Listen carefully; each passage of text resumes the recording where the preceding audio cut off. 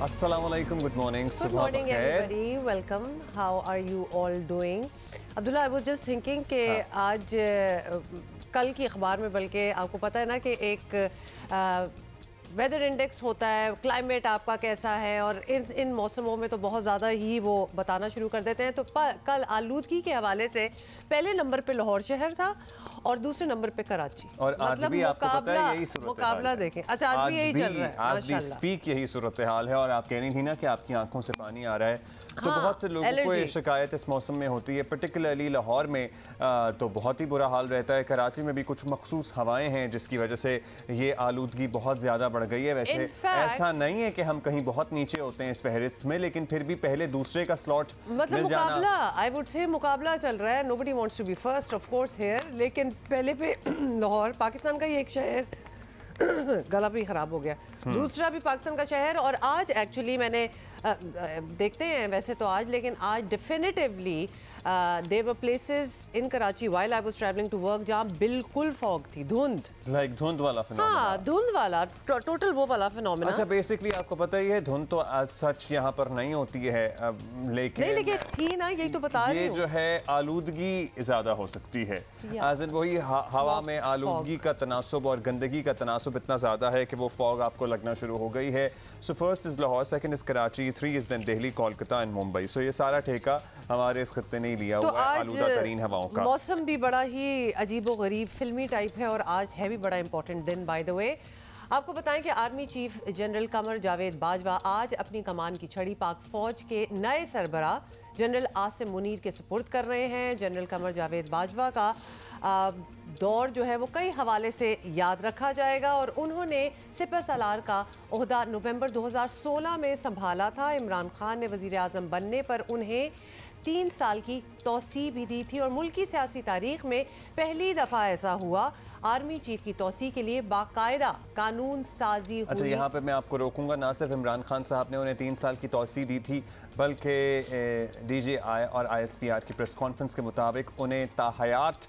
तौसी देने की पेशकश भी की थी, बशर्ते कि वो ऑपोजिशन की, उस वक्त की ऑपोजिशन की तहरीक अदम एतमाद को रोक सकें। सो ये तमाम ऑफर्स भी उनके लिए रखी गई थी, लेकिन उनका फैसला गालिबन अटल था। इनफैक्ट गालिबन क्या, यकीनन अटल था। और हम आपको बता दें कि जनरल बाजवा के साथ कई तनाज़ात भी जुड़े रहे। उन्हें बड़ी सियासी जमातों की जानिब से दबे अल्फाज और कभी खुलेआम तनकीद का सामना भी रहा, जिसका जनरल बाजवा ने अपने अलविदाई खिताब में तस्करा भी किया। जनरल बाजवा की सबसे गैर मामूली बात, जिसे दुनिया भर में सराहा गया, वो पाक फौज का खुद को गैर सियासी करने का ऐलान था। I hope that this becomes the historic event, turning point of Pakistan's history, but this is the most important part of it. अच्छा, ये वो स्टेटमेंट थी, डेक्लेरेशन थी, whatever you want to say, जिसको एक दफ़ा दोबारा सुनना चाहिए।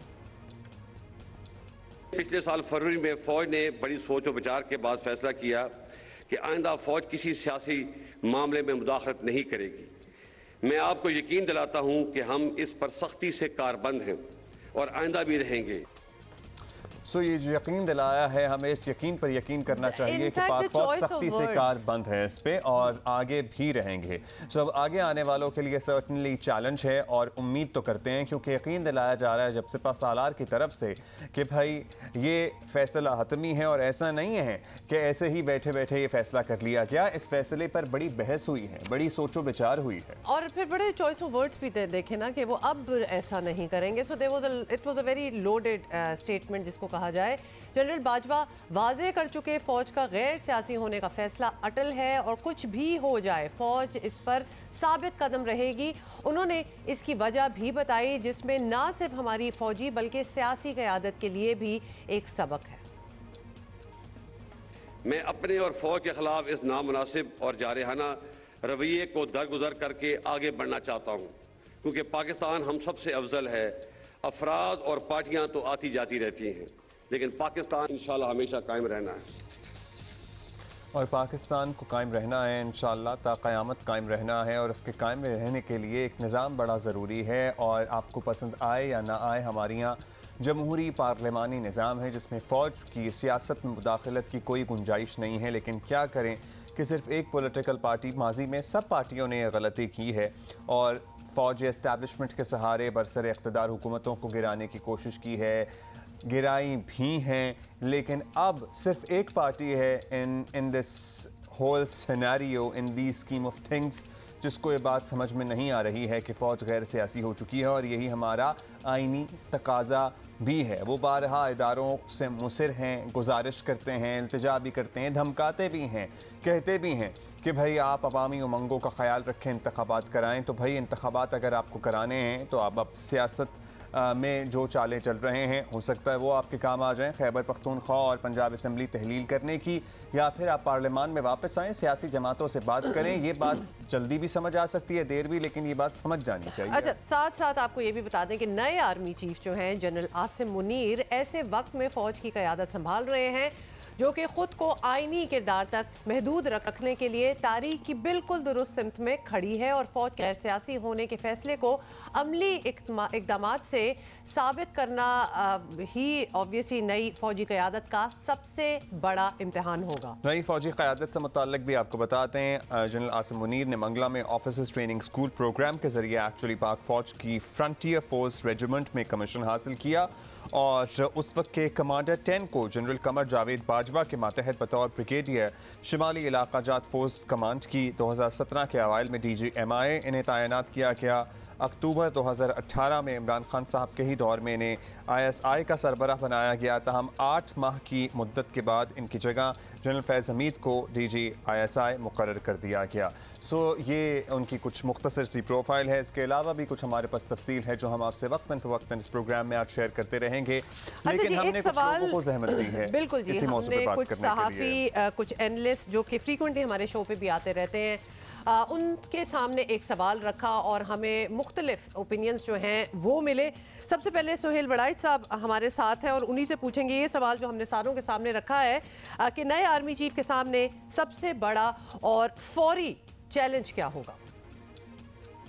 नए आर्मी चीफ के सामने सबसे बड़ा चैलेंज तो ये है कि वो अपने आप को गैर मुतनाज़ा बनाए, फ़ौज को गैर मुतनाज़ा बनाए और साथ ही साथ पॉजिटिवली मुल्क की जो खिदमत है वो करें और उसके लिए आइन से हटकर नहीं बल्कि आइन के अंदर रहकर हुकूमत के साथ दस्ते तावन दराज करें और कुछ ऐसा करें कि मुल्क के जो बहरान है वो ख़त्म हो, लेकिन इसमें मदाखलत भी ना करनी पड़े। तो यही बेहतरीन तरीका है कि वो पीछे रहकर मामलात को सुलझाएं, पीछे रहकर अच्छे मशवरे दें और पीछे रहकर जो है गैर मुतनाज़ा तौर पर मुल्क की जो कश्ती है इसको बेड़े लगाएं।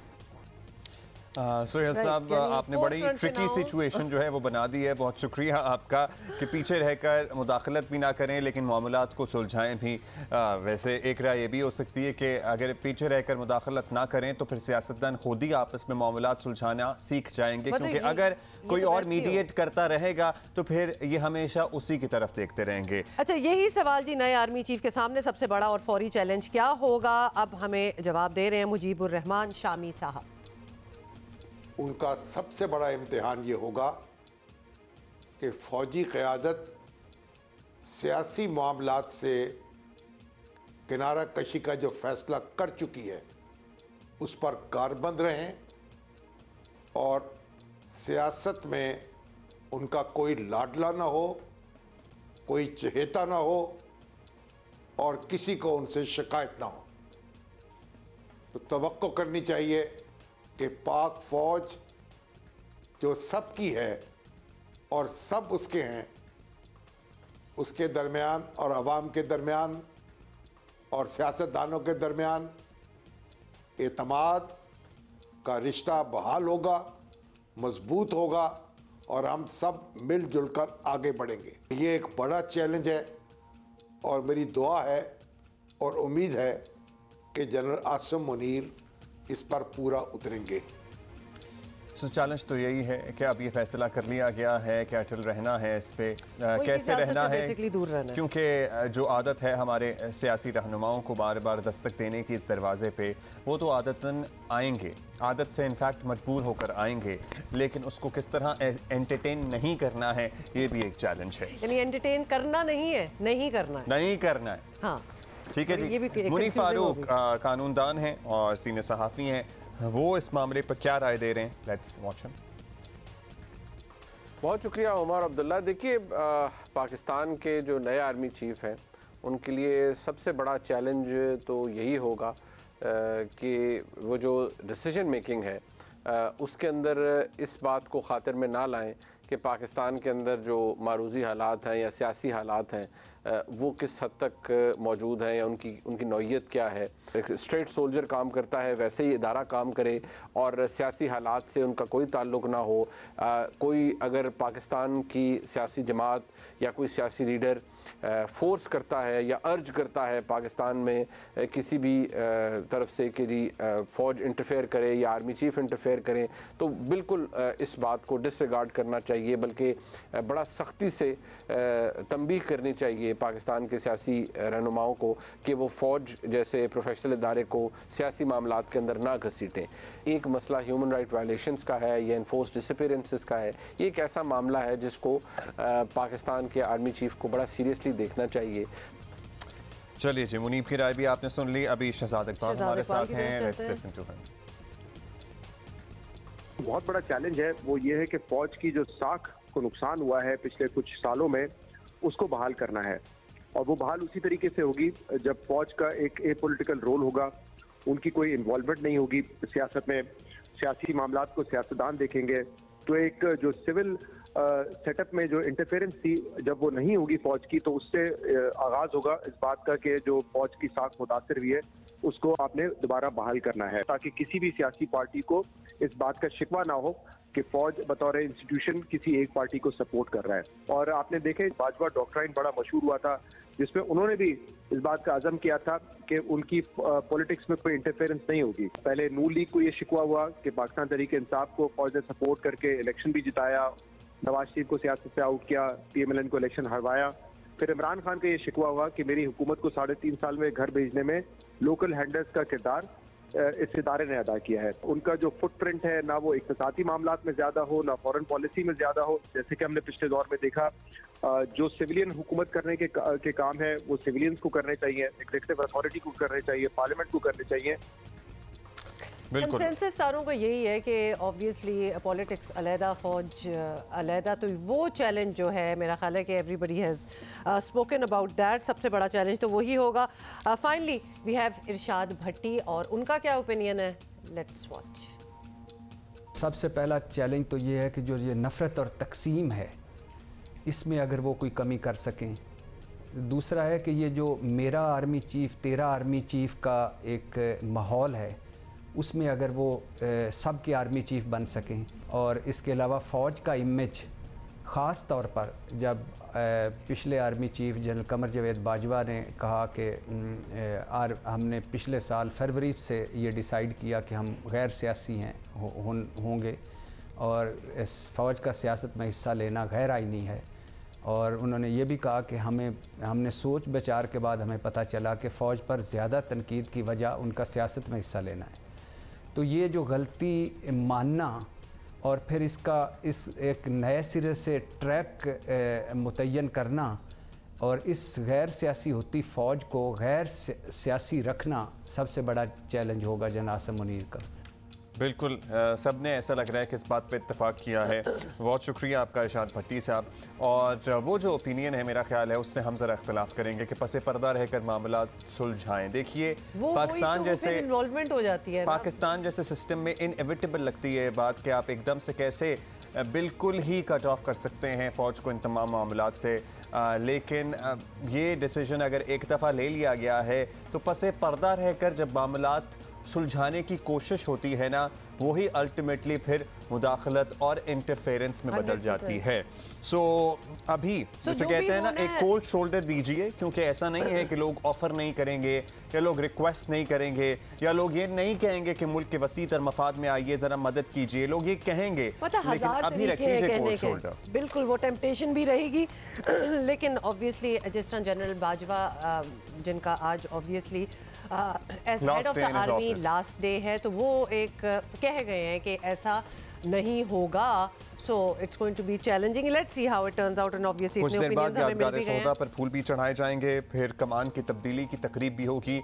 इस बारे में हम आपको बराह रास्त अपडेट भी करते रहेंगे। अच्छा जी, मुल्क में बहुत कुछ हो रहा है और आपको पता है ना कि इंग्लैंड और पाकिस्तान के टेस्ट मैचेस भी शुरू हो रहे हैं, तो वो हम कहीं भूल ना जाएं, इसलिए थोड़ा थोड़ा आपको याद दिलाते रहेंगे। और साथ ही उसमें लेटेस्ट ये है कि इंग्लैंड क्रिकेट टीम के कप्तान बेन स्टोक्स ने पाकिस्तान के खिलाफ सीरीज के टेस्ट मैच की फीस जो है वो सैलाब मुतासरीन को अतिया करने का ऐलान कर दिया। पूरी सीरीज की एक्चुअली मैच फीस, एक मैच की नहीं। और उन्होंने अपने बयान में बताया है कि इंग्लिश कप्तान ने कहा कि इस साल के शुरू में पाकिस्तान को तबाह करने वाले सैलाब को देखकर बहुत दुख हुआ। सैलाब के मुल्क और यहाँ के अवाम पर खासे असरात मुरतब हुए हैं, इसलिए ये मैच फीस वो इन फ्लड विक्टिम्स के लिए डोनेट कर रहे हैं। How nice, how I mean it's a great gesture. एक तो for him to be in the country और फिर इतना सपोर्ट और इतना एहसास होना दिल में कि कितनी तबाही मची है इधर और किस तरह मदद की जा सकती है। और टू बी ऑनेस्ट आपको पता है कि ये बहुत बड़ी बात है कि अपनी मैच फीस, सारे मैचेस की इनफैक्ट फीस दे देना, लेकिन in the grand scheme of things तबाही इस लेवल की है कि this might even be just a drop in the ocean. So हम हमेशा आपको याद दिलाते रहते हैं, ये तो बेन स्टोक्स का एक एग्जाम्पल लेके आपको याद दिला रहे हैं कि बहुत मदद की ज़रूरत है अभी भी। और आप सर्दी का आलम देखें, हम कराची में बैठे कह रहे हैं कि जी ठंड हो गई है, तो जहाँ ठंड पड़ती है वहाँ सोचें क्या हाल है। और हम तो कहते ही रहे हैं, बावर कराने की कोशिश करते ही रहे हैं, अभी तो बड़ा सख्त मौसम है और इस मौसम में जब हम इलेक्शन की बात करते हैं, असम्बलियाँ तहलील करने की बात करते हैं, ये कहते हैं कि जी हम कल परसों अगले हफ्ते असम्बली तहलील कर देंगे, फिर 90 दिन में इलेक्शन होंगे। आपको पता है कि बलूचिस्तान, सिंध के कई इलाके ऐसे हैं, इवन खैबर पख्तूनख्वा के कई इलाके ऐसे हैं जहाँ पर अब तक ये जो लोग करोड़ों की तादाद में डिस्प्लेस हुए थे, ये वापस अपने इलाकों में नहीं सेटल हो सके हैं। बिल्कुल भी नहीं, like more than half of them I think वो वही हैं। अच्छा जी, मूविंग ऑन, एक स्कैंडल जिसका हमने जरा जिक्र वैसे चकरा जाते हैं आप, ये पढ़कर इसकी तफसील जब सामने आती है ना हर दफा जो फिगर्स इसमें इन्वॉल्व हैं। Sukkur Hyderabad motorway corruption scandal में रोजाना नित नए एक्चुअली इंकशाफात हो रहे हैं। पता ये चला है कि मामला सिर्फ तो हमें पता नहीं कहना चाहिए कि नहीं, लेकिन इतना बड़ा स्केल है कि सिर्फ कहना पड़ रहा है कि सिर्फ 2.25 अरब का नहीं है, बल्कि इससे कहीं ऊपर का अच्छा, है। ये करोड़ की बात नहीं हो रही है, 2.25 अरब की बात हो रही है, तो ये सिर्फ 2.25 अरब भी नहीं है, इससे भी कहीं ज्यादा है। मटियारी हो या सिंध के दीगर अजला, हर जगह करप्ट अफसरशाही ने पूरे निज़ाम को ऑक्टोपस की तरह घेरा हुआ है। ये तरक्याती मंसूबे तो बताते हैं, लेकिन सिर्फ कागज़ों पर, और इनफैक्ट बना भी देते हैं और कागज़ों पर। सक्खर हैदराबाद मोटरवे स्कैंडल के एक किरदार असिस्टेंट कमिश्नर मंसूर अब्बासी को अब बताएं आपको कि गिरफ्तार कर लिया गया है। उनकी बात करें तो एंटी करप्शन ने उनसे 42 करोड़ रुपए बरामद किए हैं। ये साहब मोटरवे प्रोजेक्ट के लैंड एक्विजिशन ऑफिसर भी हैं। ये तमाम रकम उन्होंने माशाल्लाह, कॉन्फिडेंस चेक करें, असिस्टेंट कमिश्नर हाउस सईदाबाद में छुपा रखी थी, जो 42 करोड़ रुपए निकले। हाँ जी, इन कैश। जी, इनकी ताकत का भी अंदाजा करें कि इन साहब ने कबल इस गिरफ्तारी जमानत भी करा रखी थी, जो शुक्र है कि मनसूख हो गई और फिर इन्हें कल धर लिया गया है। तो जी आपको बता दें कि बात यही है कि सरकारी माल की इस बहती गंगा में हाथ और भी लोगों ने he is not the only one. और मुबैना किरदार डिप्टी कमिश्नर मटियारी अदनान रशीद पहले ही गिरफ्तार हैं, आपको ये भी याद दिला दें। और साथ ही मोटरवे प्रोजेक्ट में सिर्फ मटियारी जिला में अब तक 2 अरब 17 करोड़ के घपले जो हैं वो साबित हो चुके हैं। सॉरी, ये हमें थोड़ा सा अम्यूज इसलिए करता है बिकॉज आप जरा प्रोजेक्ट का साइज देखें, लेवल ऑफ फंड्स जिनका जिक्र हो रहा है उसको देखें, और ये लोग दंदनाते फिर रहे थे। लेकिन सिर्फ मटियारी तक मामला नहीं है, ये भी आपको बता दें कि ज़िला नौशेरो फरोज में भी मुबैना तौर पर 2 अरब से ज़ायद के घपले हुए हैं। और ज़मीन के मालकान भी दुहाएं जो है ना वो दुहाइयाँ दे रहे हैं कि इनसे ज़मीनें ज़्यादा खरीदी गई, लेकिन पैसों के मामले में सरकारी बाबूज ही हम इनको कहेंगे वो। वैसे मैं कह रहा हूँ ये इतना बड़ा नेटवर्क है, इसमें से किसी का ज़मीर जिंदा लंबी डंडी मारी है उन्होंने, इसमें से किसी ने नहीं सोचा। जी बिल्कुल, लंबी डंडी मारी है, इसमें से किसी ने नहीं सोचा कि अपने बच्चों को हराम खिला के कहाँ जाएंगे या क्या करेंगे। ये आप बहुत ही इनोसेंट किस्म की बातें कर रहे हैं। ये पूरी प्लान, जिसने कबल अज़ वक्त अपनी गिरफ्तारी से पहले वारंट अपनी उसके लिए जमानत कराई हुई है, उसकी फार साइटेडनेस देखें। यू थिंक कि वो अपने बच्चों का, मतलब वो लिटरली आज पूछे तो वो यही कहेगा कि मैं अपने बच्चों के फ्यूचर के लिए ही तो कर रहा हूं। मेरी बात सुने, वैसे ये बात इंसान को समझ में नहीं आती कि उसकी ज़रूरत कितना पैसा होगी। यहाँ अरबों की करप्शन की बात हो रही है। आप एक घर ले लेंगे, 2 ले लेंगे, 3 गाड़ियां ले लेंगे, क्या कर लेंगे उसके बाद? और वो जो हराम आप अपने बच्चों के पेट में डालेंगे, आपको लगता है कि वो कल आपको लात मार के नहीं जाएंगे? आई am sorry but this is Karma, this is what it is. साथ ही हम आपको बता दें कि सिंध हुकूमत का हाल ये है कि अब तक इस पर कमेटी खेला जा रहा है। जी हम ये बना देंगे तो हम वो कर देंगे, और अब तक 4 मुख्तलिफ तहकीकाती कमेटियाँ बन चुकी हैं। और आज हम सबको समझ आ गया होगा कि मोटरवे का जो जाल पूरे मुल्क में फैल गया, लेकिन सक्खर से हैदराबाद मोटरवे आखिर बनकर क्यों नहीं दे रही? Now you know the reason why. रोज़ाना सिंध से गुजरने वाली हज़ारों गाड़ियाँ साल से टूटी फूटी सड़कों पर सफ़र करने पर आखिर क्यों मजबूर हैं? ये भी आपको जवाब मिल गया होगा कि इसी वजह से। और पैसे तो आते हैं लेकिन चले जाते हैं और किसी और की जेबों में। साफ जाहिर है कि बदउनवान अफसरशाही को मुबैना करप्ट सियासी माफिया की हिमायत भी हासिल होती है। अकेले तो ये हो नहीं सकता। लेकिन एट द सेम टाइम जहां हम सियासतदानों को बहुत हदफ तनकीद बनाते हैं, वहाँ ये जो अफसरान, जो ब्यूरोक्रेसी होती है, उनका आप हाल देख लीजिए कि यहाँ क्या हुआ है। सीनियर सहाफ़ी इमदाद सुमरो हमारे साथ मौजूद हैं। बताइएगा, अदनान रशीद और मंसूर अब्बासी, ये लोग तो नज़र आए हैं, इनके नाम भी सामने आए, फिर कार्रवाइयाँ भी हुई, कुछ पैसे भी रिकवर हुए, गिरफ्तार भी हुए। और भी कुछ लोग हैं जो इसमें मुलव्वस हैं, और तफसील क्या है बरामद होने वाले माल की जो इनसे मिला है? 2 अजला का मामला है। मटियारी में जो डिप्टी कमिश्नर है अदनान रशीद, वो गिरफ्तार हो चुके हैं, और मुबैना तौर पे एंटी करप्शन के जो ज़राए ने हमें बताया है कि उन्होंने उस करप्शन का एतराफ़ किया है। जो 2 अरब 17 करोड़ रुपए की करप्शन है, तो एंटी करप्शन के ज़राए हमें ये बताते हैं कि उसमें डिप्टी कमिश्नर अदनान रशीद ने, जो अब साबिक डिप्टी कमिश्नर हैं, उन्होंने एतराफ़ किया है कि 45 करोड़ रुपये उनके हिस्से में आए, और बकाया रकम सिंध बैंक वालों ने ली, और कुछ मुबैना तौर पे जो ज़राए हमें बताते हैं कि कुछ सियासी शख्सियात हैं उनके तरफ गई है। और दूसरा मामला नौशर व फ़िरोज़ का है। सिंध बैंक ने जो अपनी इंटरनल जो इंक्वायरी की है, डिपार्टमेंटल इंक्वायरी की है, उसमें यह मामला सामने आया है कि नौशर व फ़िरोज़ में 2 अरब 52 करोड़ रुपए की खुर्द बुर्द हुई है, और 3 सिंध बैंक के मुलाजमीन हैं, जिसमें मैनेजर है, ऑपरेशन मैनेजर है और कैश ऑफिसर है, तीनों को गिरफ्तार किया है। और वहाँ पर नौशर फ़िरोज़ में कार्रवाई FIA कर रही है, और मटियारी में एंटी करप्शन कार्रवाई कर रही है।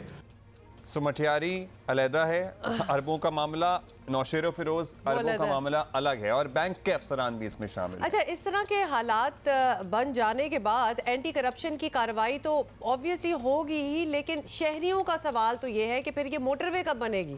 मतलब इतना कुछ होने के बावजूद कुछ प्रोवाइड तो कर दे, कोई रिलीफ तो दे दे, वो मोटरवे तो बना दे। बेशक बीच में आपने बहुत माल जो है वो खा लिया, तो क्या हुकाम ये बताने के लिए तैयार हैं कि अब टाइमलाइन क्या होगी, कब तक ये प्रोजेक्ट जो है ये मुकम्मल हो जाएगा? कुछ ऐसा इंफॉर्मेशन है आपके पास?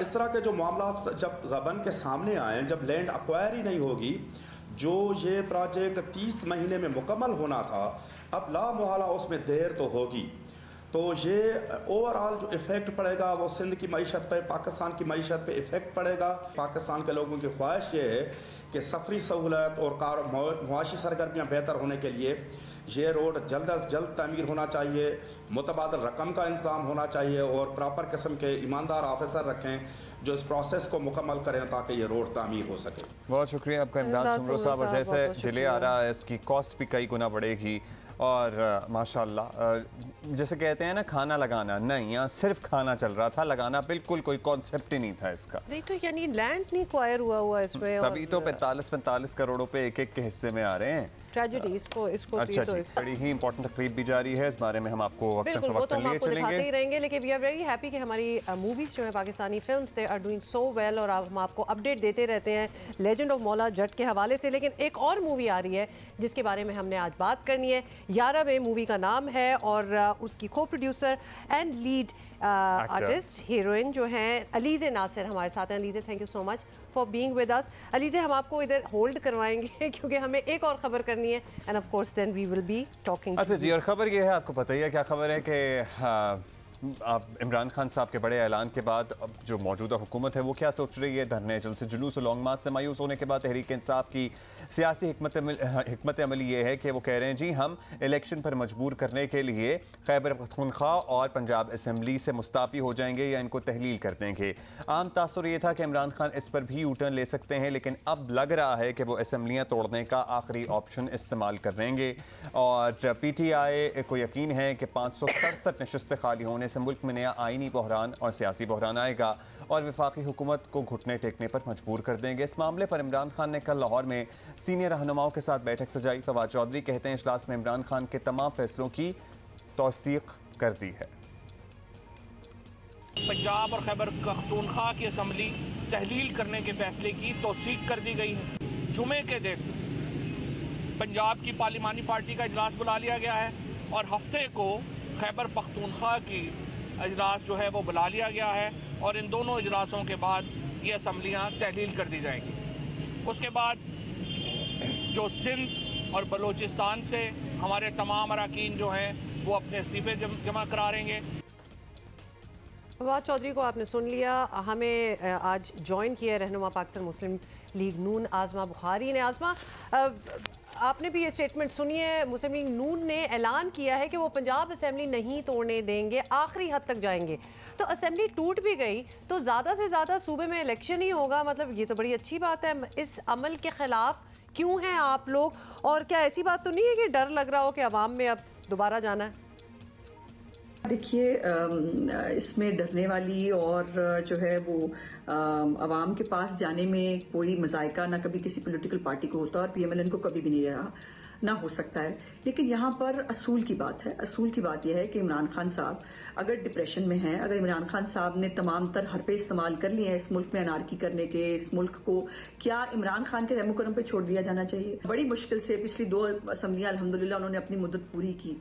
उस जो एक रिवायत, बुरी रिवायत थी असम्बलियां तोड़ने की, उससे हम थोड़ा आगे निकले हैं। लेकिन इमरान खान साहब जो है वो अब एक सियासी आमिर हैं और वो अपने मकासद के लिए असम्बलियां तोड़ना चाहते हैं। तो बात असूल की है, बात आइन और कानून की है। ये भी तो आईने पाकिस्तान जो है वो कहता है कि हर असम्बली की एक मुद्दत है और उसको वो मुद्दत पूरी करनी चाहिए। तो इमरान खान साहब को जो है इसका एहसास होना चाहिए और इसलिए जो है हम एक आईनी जो है पोजीशन लिए हुए हैं। इस पे किसी भी तरह कोई अवाम के खिलाफ जाने की या अवाम के पास जाने की या इस अमल के खिलाफ होने की बात नहीं है। ये असूल की और प्रिंसिपल की बात है।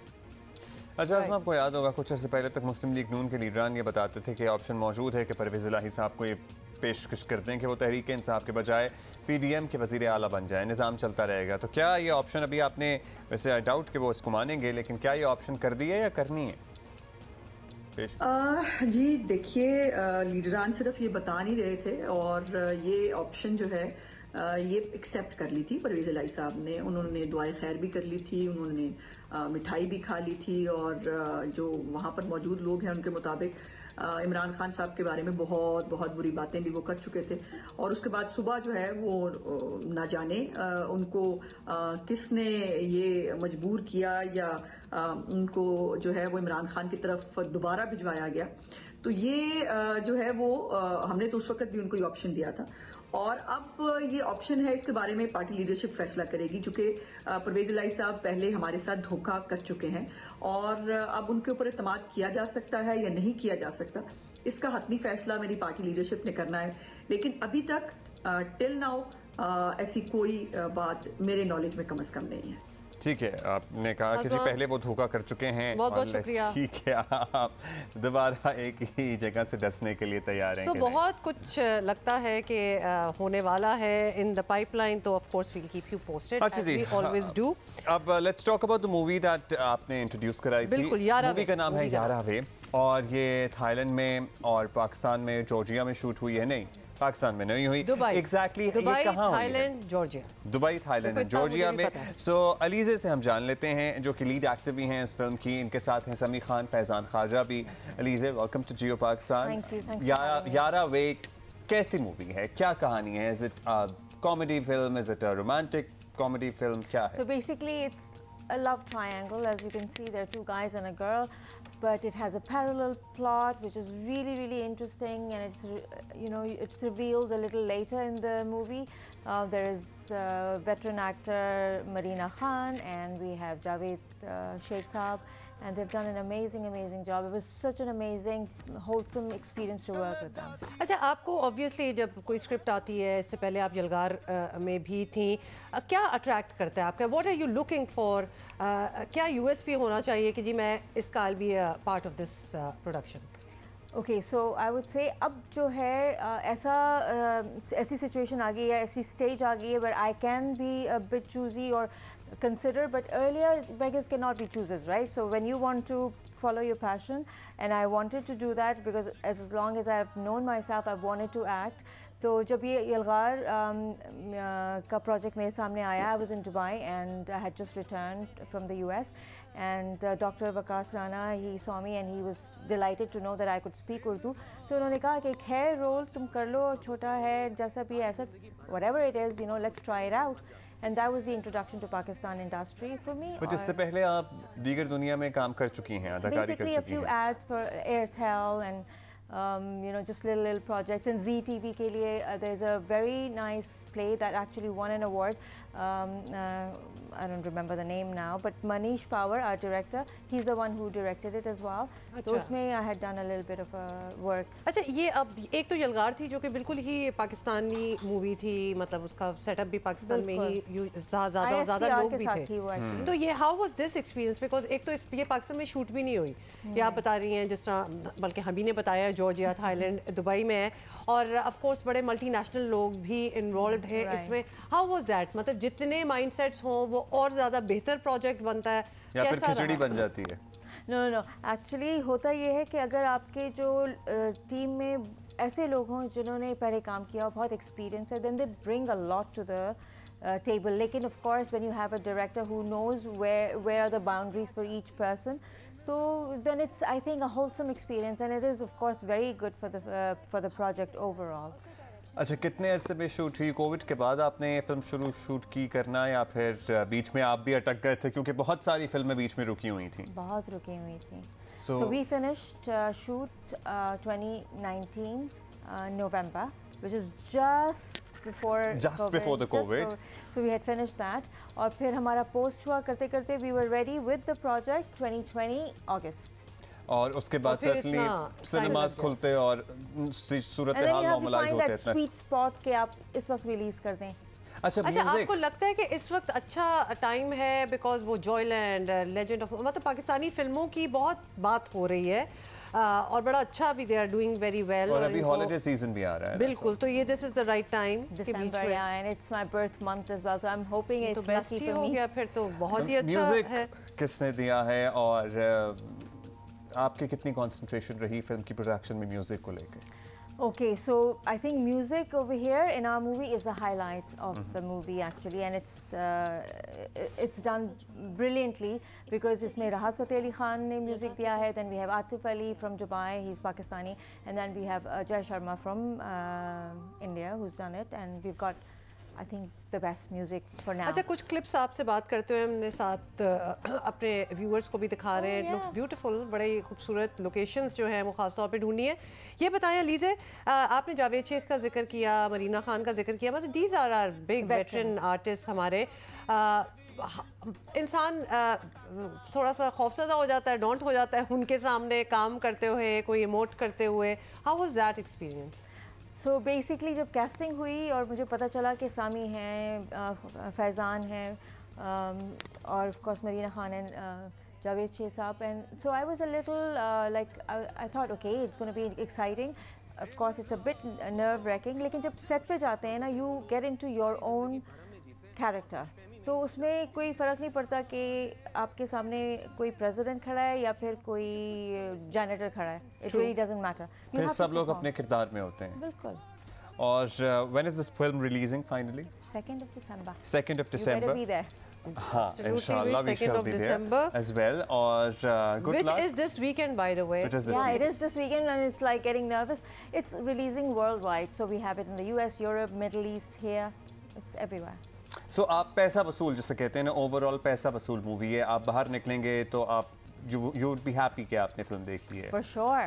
Wonderful. क्योंकि बास फिल्में देख के आप डिप्रेस भी हो जाते हैं ना, ऐसा तो कोई एलिमेंट नहीं है उसमें। Wonderful. अच्छा Aliza, now since you are the co-producer of the film as well, अब चूंकि मौला जट ने has done such good business from a business point of view सोचा जाए, तो क्या आपको लगता है कि अब जो फिल्में बन रही हैं जैसे कि आपकी है, तो ये मुकाबले में होगी या फिर वो एक वन ऑफ था और बहुत मुश्किल है? अल्लाह करे कि हो, मतलब पोटेंशियल तो है इंडस्ट्री का, ये तो हमने देख लिया। Yeah, so that's what I was going to say कि potential, so at least आपको पता है कि एक मूवी इतना पोटेंशियल लेकर आ सकती है and it's set a bar, तो दूसरी मूवीज अगर अच्छी हैं then they have the opportunity to do well as well. To do well as well. So we're not into competition. We are into making sure that every movie does well. Of course. Thank you, Aliza, for being with us and good luck for 2nd so December. This movie is being released. यारा वे आपको हमने रशस भी दिखाए हैं, कुछ scenes भी दिखाए हैं। इसमें समी खान है अलीज़ा के साथ लीड पे और फैजान खाजा और एक्चुअली इसके अगर आप रशस ट्रेलर वगैरह देखें तो it's so beautifully shot. The setting is very nice. खूबसूरत लोकेशन है और गाने भी बड़े अच्छे हैं और अदाकार तो आपसे मुलाकात करवाई दी है। So there is something to look forward to, और हमें बड़ी खुशी होती है जब आपको आपके वीकेंड का प्लान आपको बता दें। अच्छा जी, जहाँ हम अच्छी बातें कर रहे हैं, आपके साथ अच्छी चीज़ें शेयर कर रहे हैं, वहाँ एक बयान कल मंजर आम पर आया जिससे it was in bad taste, जिससे ज़रा दिन का मज़ा भी किरकिरा कर दिया। और बड़े हमारे सीनियर सियासतदान हैं मौलाना फजलुर रहमान। ट्रेजेडी ये है कि आप अपने जहन में जो मर्जी सोच रहे हों या अपनी महफिलों में, मजालिस में, अपने ड्राइंग रूम्स में बैठकर जो मर्जी बात कर रहे हों, और आपकी सोच पे तो हम नहीं कतगन लगा सकते, लेकिन आप वही बात और वही अजीब और मायूब और I am sorry for using these words गलीज बात आप जलसे में भी कर दें तो ज़रा, अब हम तो we were in a state of shock initially कि भाई ये क्या बात की जा रही है। सो ये हमारे पैट्रियार्कल सिस्टम की निशानदही भी करती है चीज़, और ये हमारी सोच की अक्कासी भी करती है कि a lot is yet to be learn and a lot is yet to be taught as well. Can we just point it out here कि हम सवाती साहब की स्टेटमेंट्स और उनकी ट्वीट्स की बात कर रहे हैं, हम बहुत बेशतर पॉलिटिशियंस जो उनके मुंह से निकल जाता है, जो भी हरकतें होती हैं, हम उसकी बात करते हैं। So despite regardless of any political party or affiliation, जो इस किस्म की हरकत करेगा, we will call them out on this platform. तो इस बार मौलाना साहब मतलब प्लीज़ एक तो अपनी उम्र का ख्याल करें, दूसरा ये कि आप ऑडियंस सामने देखें, जो आप एक मतलब आप लाइव सामने लोग आपके खड़े हैं जो आपको फॉलो करते हैं, आपकी एक बात मानते हैं, आप उनके सामने इस किस्म की बातें करें। आपकी सोच क्या है? एक्चुअली आपके मुंह से जो निकला वो तो एक दूसरी चीज़ है, लेकिन ये तो सबसे पहले यहाँ फॉर्म हुआ ना, आपकी दिमाग में एक सोच बनी, तो उससे ही सुन के जरा हम खौफजदा हो गए। और अगर आपके ज़हन में ये सोच बन भी गई तो आपने हजारों लोगों के सामने वो सोच जाहिर भी कर दी, वो अल्फाज में, और उसको ठहर कर बयान किया गया। ये वो सोच होती है कि सोच पे शर्म आ जाती है और आप जरा खामोश हो जाते हैं कि भाई ये कोई सुन लेगा तो ये कहनी नहीं चाहिए ऐसी बातें। आप ना सिर्फ सोच रहे हैं, यकीनन आपने ये पूरा प्लान किया, you had the choice of words, आपने वो अल्फाज यूज़ किए, आपने बड़े तहम्मुल से वक्फे ले के उसको एक्सप्लेन किया कि आप क्या कहना चाह रहे हैं, और आपने ये किया। आप किसी भी सियासी पार्टी की आप देखें, look at what is happening in the country, और आप इस किस्म की बातें कर रहे हैं। अच्छा, बड़ा ही अफसोस हुआ। अफसोस तो हुआ, बस हम ये कहना चाहते हैं कि किसी भी सियासी पार्टी की सपोर्टर ख़वातीन या लीडरान ख़वातीन के बारे में सबसे पहले तो ऐसा सोचना ही बहुत ही गलीज़ बात है, और इस सोच को अल्फाज का जामा पहनाकर जलसे में बयान करना और घटिया हरकत है। इसलिए बसद एहतराम आप दूसरी ख़वातीन का एहतराम करें, क्योंकि आई एम श्योर आप चाहते होंगे कि लोग आपकी ख़वातीन का भी एहतराम करें। अगर आप चाहते हैं कि लोग आपकी ख़वातीन का एहतराम करें तो दूसरों की औरतों का भी एहतराम करना सीखिए। और उसके बाद आप मतलब इतनी 60% of the population of our country is youth under 30, ये सोच, ये अल्फाज, ये आप आगे सुना रहे हैं, मतलब आपकी भी तो कोई रिस्पॉन्सिबिलिटी है ना कि आपसे क्या सीख के आगे लोग जाएं। तो बहुत ही अफसोस हुआ, आपकी सोच पे भी अफसोस हुआ, और जितने धड़ल्ले से आपने कर दिया, आपके पास अब कोई जवाब नहीं है कि आप किसी और को क्रिटिसाइज़ करें फॉर वॉट एवर दे से, क्योंकि माशाल्लाह आपने काफ़ी हदें क्रॉस की हैं। अच्छा जी, और आपके पास ये बेहतरीन मौका था कि आप इसी यूथ को ये बात करने के बजाय और अपने से मुतनफ़र करने के बजाय इसको राग़ब करते, कोई अच्छी बात बताते, कोई अच्छी बात सिखाते, लेकिन you have lost that opportunity आप लोगों के पास। अच्छा जी, अभी हम आगे बढ़ेंगे और कल के मैचेस का तज़किरा करेंगे। फुटबॉल वर्ल्ड कप में ग्रुप मरहले के 2 राउंड्स का इख्तिताम हो गया है और इंतहाई सनसनीखेज़ और शानदार मुकाबले रहे हैं। ग्रुप जी की सर्बिया और कैमरून के दरमियान मुकाबला हाई स्कोरिंग ड्रॉ पर ख़त्म हुआ। दोनों टीमों लोगों ने 3-3 गोल किए। ग्रुप एच के मैच में घाना ने अपने से बेहतर रैंकिंग की टीम साउथ कोरिया को 2 के मुकाबले में 3 गोल से एक्चुअली मात देकर अपसेट कर दिया है। मैच ये भाई बता रहे हैं हम आपको, ये जो कतर 2022 है ये अपसेट 2022 है, बिकॉज आप बिल्कुल अगर आपने वैसे आप दोस्तों में बैठ के आपके फेवरेट्स बन जाते हैं ना, कोई शर्तें भी लग रही होती हैं, कोई आइसक्रीम की, कोई खाने की, तो मैं तो कहूँगी उसी पे बैठ करें जो कि आपको इनिशियली लग रहा हो कि ये कमज़ोर है, क्योंकि कुछ हो रहा है इस वर्ल्ड कप में कि सारी वो चीज़ें उल्टी पड़ रही हैं। जो कमज़ोर आपको लगता है they are the coming out the winners, और इतना चार्ज एटमॉस्फेयर है Abdullah every time you look at it. Group G में ब्राज़ील ने स्विट्जरलैंड को 1-0 से शिकस्त दे दी है और फतह के बाद ब्राज़ील राउंड में आगे क्वालिफाई कर चुका है राउंड 16 के लिए। All right, that is it for today and we're going to see you tomorrow. We'll see you tomorrow. Have a great day.